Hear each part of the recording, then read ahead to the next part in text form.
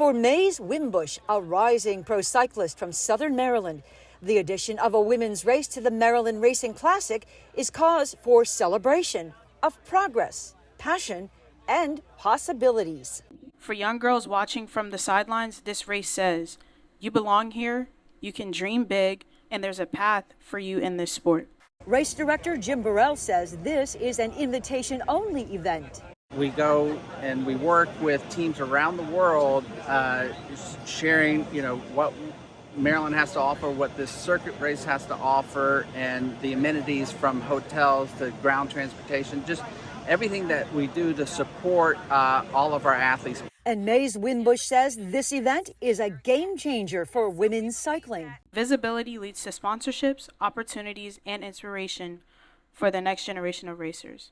The fact that international teams from Europe to Africa are coming here to compete and be seen on the world stage is powerful. It proves this race just isn't about growing locally, it's helping evolve this sport globally. Both the women's and men's races will start right here at Harbor Point Central Plaza and will end in the Inner Harbor along Pratt Street. The women will make 4 laps, the men 6 of the nearly 18-mile course. The competition manager for the women's race is Joanne Kizanowski, a former professional cyclist originally from New Zealand.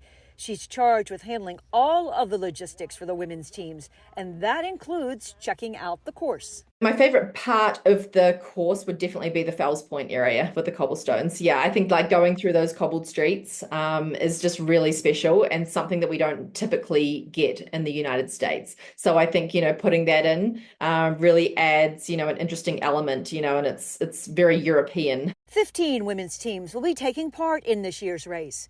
9 from the United States, 2 from Germany, 2 from Canada, 1 from Benin, and 1 from Mexico. And Kizanowski says the cyclists are looking forward to hitting the streets of Baltimore and seeing and hearing the crowds along the way. They really love to put on a show. They love to see people on the side of the road. They love to hear the cheering. So, and being able to race, in a city, very technical, a lot of corners, a lot of ups and downs. So there's a lot of features in this course, which make it, really different and dynamic. While Mays Wimbush won't be among the cyclists in this year's event, she's hoping to be a part of it in the future. Competing in Maryland Cycling Classic is definitely on my list of goals in the future. I would love to participate just because it's like in my backyard. I'm from Waldorf, Maryland, so coming up just to Baltimore and racing at such a high level would be such an awesome opportunity.